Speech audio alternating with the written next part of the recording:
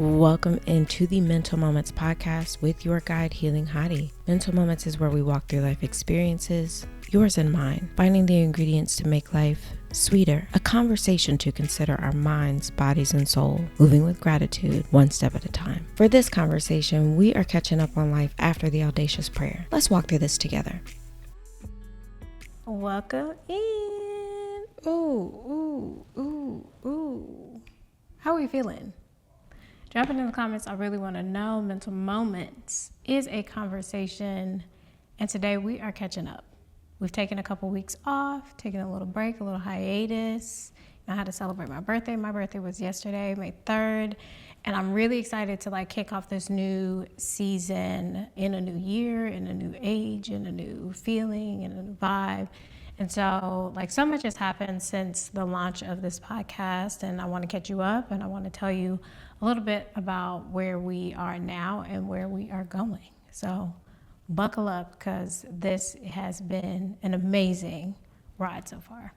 I talk quite a bit about mental health, and I've really done a lot of work over the past few years, not as much as I want to, but a lot of work over the past few years in mental health advocacy and wellness. And I think I am ready to talk about what I do, what fuels Healing Hottie to be able to do all those things. And so outside of that, I run a operations and project management freelance company, consulting company. I call it Be Like Consulting. And so as of right now, I support 3 businesses, and it is also being given birth in its name and all the things this month. And so I'm really, really, really excited to embark on that journey more publicly. And you might think, how does a mental health advocate and someone who's wellness also really love systems? So I'm going to tell you how I got there. So God plopped me into it in 2024. I honestly, before then, I can't even say in 2024. I have always throughout my career been involved in building some sort of system or supporting operations or supporting this huge undertaking or initiative when I was working in tech, when I was just started freelancing, not really knowing which area or industry I wanted to be in, sort of thing. And so I've always had that sort of inkling. Even as a kid, when I learned how to spell, I had a process to it. I had a pen and a paper, and I would walk around and I would ask my mom, okay, how do you spell doorknob? How do you spell screwdriver? How do you spell those things? And I've always just kind of had a methodical way of approaching things. And around 2024, I've talked a little bit in the past season about the audacious prayer. In that time, God was really pushing me to build a company around supporting businesses and helping them achieve their goals and helping them create the structures that they need to not only succeed in where they are, but succeed beyond, what they thought they could achieve. I also had a ton of time on my hands in 2024. I was out of work for 8 months. So during those 8 months, every single day, God was on me about creating content and launching this new business. Creating content, launching the new business. It was every day. I don't care what bill was due. I don't care what was going on. That was the first, that was the last thing, and that was many times in the middle, that it was just on me constantly. At the time, I was trying to grow a community into a business. It just was not working, and so I really did not feel like I had the skill set to do what God was calling me to do. And even though I had been creating content pretty, I won't say consistently, but I had been creating content in just these minute-long chunks on Instagram for a few years now. I still didn't feel like I had the ability to create content in a way in which that God was leading me to. I also had a lot of people tugging on me to create longer form content, which later came. But at the time, I was I only have enough strength to give Instagram a strong minute. So to drag that out even further just did not seem it didn't seem possible. So, I So I had like plenty of corporate experience. I also had this content. It's still on my reels, my content that I created on Instagram. If you check it out on Instagram at Healing Hottie. But it's still there. It's, all the content is still there, and I would get affirmed and confirmed and, supported and all the things to continue to build on that. But I just did not feel capable. After that 8-month span of being out of work, I ended up just like as a safety net getting a restaurant job. And I will never forget, like I knew it was not what I was supposed to be doing, number one, because during this time of like being out of work and picking up odd jobs and ends and things, like there was never a month that I didn't make money, but it was just not enough money. In my head, it was not enough money. And so in this restaurant job, when I'm now telling my family, I'm like, hey, like I finally got a job, or I'm telling my friends I finally got a job. When I tell you, like everybody was like, oh, okay, girl. Anyway, so next thing. And it was literally like big whoop was the response. And I was like, okay. And then I will say, like I ended up working like Thursday through Monday at that job most of the time. And every weekend, it was something crazy going on at that job. I mean, shootings, fights, somebody passing out in the middle of the restaurant, wedding, just kind of like hijacking the whole restaurant after they had their wedding because they weren't able to get into the original space. And then, the groom trying to fight one of our managers. It was like a reality TV show. Though I've loved to like binge watch reality TV shows, actually being in one, exhausting. Absolutely exhausting. Like it was just like we would constantly say this restaurant needs a TV show. It really felt like off of my path, and I knew that once I got myself together mentally, I was gonna really have to pursue this space and content, and also building this business that God was calling me to build. As I got closer to the end of 2024, at the top of 2025, I was like, whether I'm ready or not too long into 2025, I was gonna have to quit that job. Like I have to make a decision to really walk in this path. I often found myself saying to encourage me, is it going to be God's will or mine? Is it going to be God's plan or mine? And because I had to make a decision. Come here. I'm going to tell you a secret that's not really a secret. When you step outside of what God has called you to do and you finally make the decision to step back in, you have to let go of what you built in order to fully receive what He has for you. And so, like I said, all right, I got to the end of 2024. Now we're in 2025. I'm ready to just like let that go. I got to let this job go. And so I got an answer on when I was supposed to put my notice in. Around that time, I had gotten connected with someone who needed help with an event. I previously had some event planning experience and was venturing into that space again. And so I wanted to, help this person out. It was a paid opportunity. Fast forward to like the actual event now, right? When I got to the event and helped curate it and set it up and all the things and everything was flowing and running, I got invited to the show that was being performed by this DJ. Now, I had been a huge fan of this DJ like years before. I even forgot that I had a lot of his videos saved on Instagram of just some of his sets that he's done globally. And so I'm like, okay, cool. I got invited to the show. Hopefully I have to go to work, but it's not going to be too crazy where I could be let go. And I was the opener, I wasn't the closer, so it was going to work out. It was real good. So I was like, perfect. And mind you, like God had already given me the date I needed to give my notice. So I do this, and I keep repeating in my head, okay, is it going to be God's will or mine kind of thing? And I'm like, oh, girl, you don't have clients lined up or whatever, but it's going to be God's will or mine. And so I get to work that day, and we are just like supernaturally slow. Like, it is no reason for me to be there. And I had a counterpart. Again, I opened, I didn't close. And so I'm like, okay, well, I don't really need to be here. Hopefully I'll get cut like very early. I can still get dressed and I can go to this show kind of thing. Well, at the time, which this manager never played with me like that, played in my face and kept me longer than he should have. And I like almost missed, or I did miss a lot of the show. So I ended up being cut. He thought it was funny because he knew I wanted to go, and he kept me longer. And so went to the show, whatever, had a good time. But before I left, I said, oh, that's the confirmation I needed right there. The very next day, I put in my notice. I was very generous, and I gave them a month. Well, really, I gave myself a month.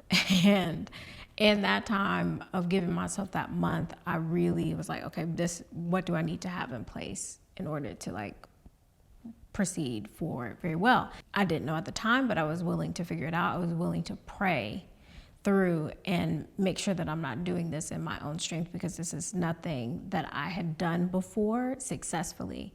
And this time I wanted to be successful, so I did not have to go back to a typical 9-to-5. So May 23rd, 2025 was my last day at a typical 9-to-5. I had no clients under my belt, but I just leapt out on faith. I believe that day I did like a side gig, and for the first few months, I did a little bit of like side gigs here and there. Honestly, I take that back. It might have been just a full month that I was doing like side gigs, or maybe 2 months. So from end of May into July sort of thing. But around July is when I landed my first client under Be Light Consulting. It was a production and audiovisual company. They, specialized in stage and lighting and, sound and that sort of thing, building LED walls. And I was just really their support person to help manage their projects and also their operations. So that was my very first client under my belt. And to date, I have successfully had 5 clients. I still currently have 3. Some of my clients, they enter under shorter term contracts, and that's still like a beautiful experience. It gives me a lot of different opportunity. And so my bread and butter under Be Light Consulting is creative events and production, also operational work. And so really when they're in that creative and community space is where I thrive, is where I have the most connections and network, and I really understand user experience and all of those sort of things. And so it's been an amazing journey. This is just really the beginning, and I'm super blessed to have the clients that I have. But had I not quit my job, right? Had I not taken that leap of faith at all, I'm going to tell you exactly what would have happened. On my last day, I came into work at that restaurant, and where we had to park, we had to pay. Now, it would cost you about $200 a month to park, and this restaurant job did not pay all that well to be dishing out $200 every month. That's number one. Number two is that my car that I was driving at the time took about $50 to fill up, okay? And I would have to fill up every week. So you do the math on that. That's insane. By the time you got to my little paycheck, it was more than half of it was just recouping what I lost in transportation costs. So it was just really not a great fit for me. So now we've got that element of it, right? I go into work my very last day, May 23rd. They're having their team meeting like they always would. And they start to announce that, like, hey, so the parking lot that most of you park in, not only are they upgrading your system, and there was like a way you could kind of work around not having to pay and getting out if you missed that $200 payment. Well, that was going to be no longer. Like, it was a firm system. That's number one. And number two on that, they said, hey, the city is going to be having like events every single month. And on event days, your monthly parking pass does not work. You have to pay an additional $30. When they announced all of the events for just June alone, there was at least 3 events per weekend. And I worked on the weekends, y'all. So that meant not only was I going to have to pay $200, but I was going to have to pay an additional $90 per weekend on top of gas. I wasn't going to be able to survive. And so I was like, oh, okay. Had I just hesitated maybe a day, had I hesitated another week, I would have been so broke, so miserable. And many of the people that I really loved at that job, I still stay connected to them. They're no longer there. They've quit. They've moved on to other things. And literally, like, God was like, oh no, that's done. Like, you're done. And so it really just like continued to confirm, like, throughout the process of building the business, which I'll get into in later episodes because it was not easy. But it continued to ring in my ears of like, oh, you really have to do what God is telling you to do. You really have to act. You really have to move. You really cannot hesitate on where you are called to be. I mean, I'm even having to remind myself of this today in recording this podcast. This was not something that was something I felt capable to do, but like, if you remember from season 1, I was in the downstairs area of the building that I'm in. I'm currently at Spark House. They've been so gracious to allow me to use this space, and it is open, available to the public for use. And so even that sort of process and connection, like, had I hesitated, had I not, done the things that led me up into this point, Mental Moments would not be here. And so I just, my faith, my obedience is super crucial to continuing to make my life what it is. God did not give me those instructions, did not build me up with this faith for no reason. So I feel so blessed to be equipped with those things. And you are too. We all are too. This is not just unique to me. Everyone is available to have this level of faith and obedience and creativity and all these beautiful things. And throughout that process, I really had to understand who and remember who I've been created to be. I had to shift my personal care so that did not fall to the wayside. That didn't become less of a priority suddenly. It really was like, okay, this is the life I've been given. And so now let's adjust, let's receive this new normal. And that can be a little bit more challenging, and I'm actually going to explore that a little more in episode 3 of season 2. So stay tuned. Make sure you tune in, because the capacity just drastically shifted in my mind, and I'll even say that, like, because it was so many new things, the capacity that I thought I had and that I actually had, my perspective was very warped on that, because I was choosing to be overwhelmed in all of this newness. And it's important that we start to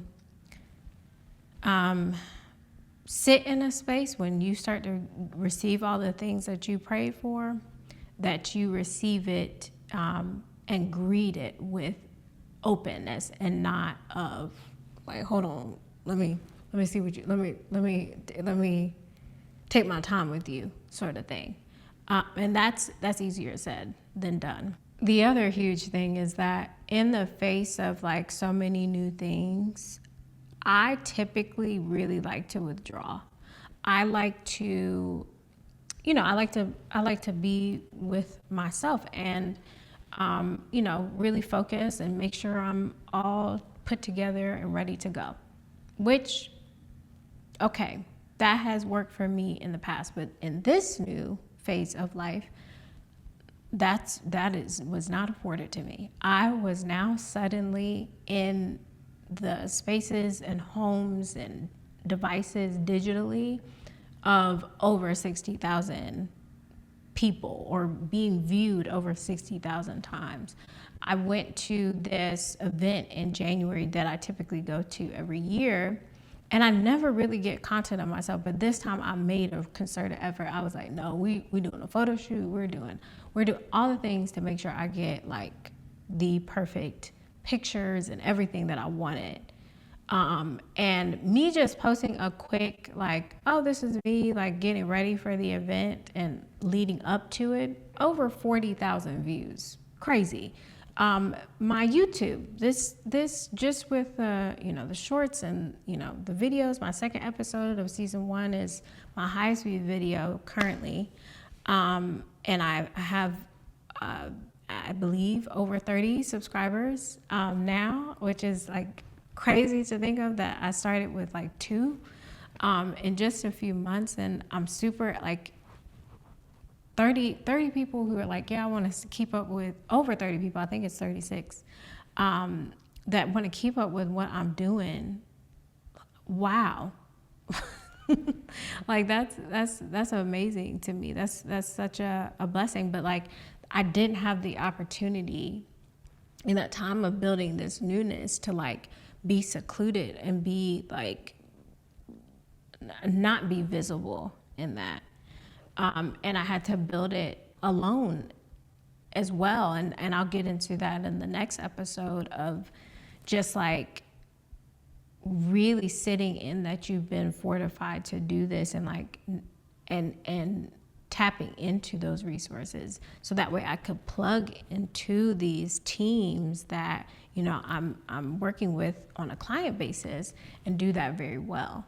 And so it created a new way of approaching everything for me, and I am beyond in awe of where I've been brought to and what I've been built to do. And not just digitally either, y'all. Like, I have supported events this year alone that has had, I think, a total maybe 6,000 to 7,000 people that I've just in this year alone.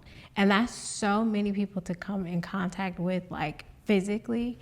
And so even that, right, is just this once introvert and very reserved and like to keep to herself is now being put into these positions where she's coming in contact with so many people. And I really don't take it for granted. And to think, just a year ago and like a few weeks from now, I was so worried about not having the track record to do what I'm doing now, even though the experience and the resources and the skills were there. They've always been there. So hear me. If you feel like you are getting ready to enter a new phase and step over a new threshold, faith and obedience is all you need to carry you through. Seriously, like, there was no amount of money, there was no personal connection, there was nothing outside of the faith that I have in God and my obedience to God that carried me through that threshold. Because had I not had those two things, I absolutely could have wavered. I could have waited another week and been paying an insane amount of money that I did not have to park at a job that I did not love. I want to press into you that if you are being called to greater, to more, to a new space that, like, it is not by mistake that keeps landing on your heart, in your head, in your surroundings.